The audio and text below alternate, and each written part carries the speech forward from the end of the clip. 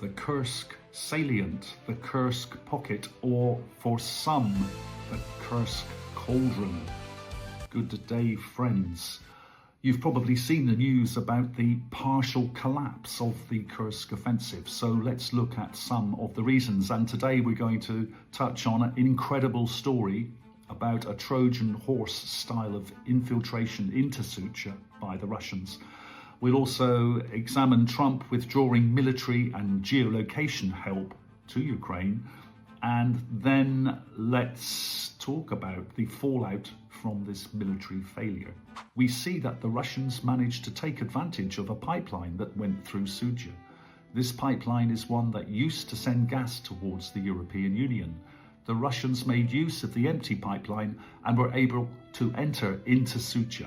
Through this tunnel, they sent 100 Special Forces soldiers into the town and caused havoc within the Ukrainian ranks. This allowed the Russians to gain a foothold. So it seems this mission enabled the Russians to push forward in Sudzha and, combined with advances in other areas of Kursk, forced the UAF into evacuation mode from the far end of the pocket. The Russian Belov channel gave this account. Ukrainian armed forces units concentrated in the Sudzha district, between 4,700 to 630 soldiers, are now encircled. They no longer have options to break out of this trap. Of course, they might attempt to break through the encirclement, but in that case, only 15 to 20% of Ukrainian soldiers have a chance of successfully completing this mission. La Libre gave this assessment. The United States has suspended military aid to Ukraine since March the 3rd. Less than a week after this decision, the consequences are already being felt on the front line.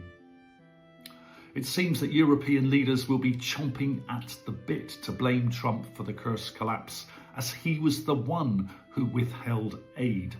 An ideal opportunity for the likes of von der Leyen, Macron and Scholz to deflect blame for the failure of the Kursk offensive and cover their own ineptitude. It's clearly pointless for Ukrainian and European politicians to leave these troops to their fate. A bitter pill to swallow for those emotionless European leaders who have put so much into this, financially, militarily.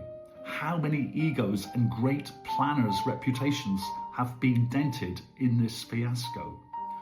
So, just like Napoleon in 1812 and Hitler in 1941, Zelensky in 2025 will be repelled from Russia with a bloody nose.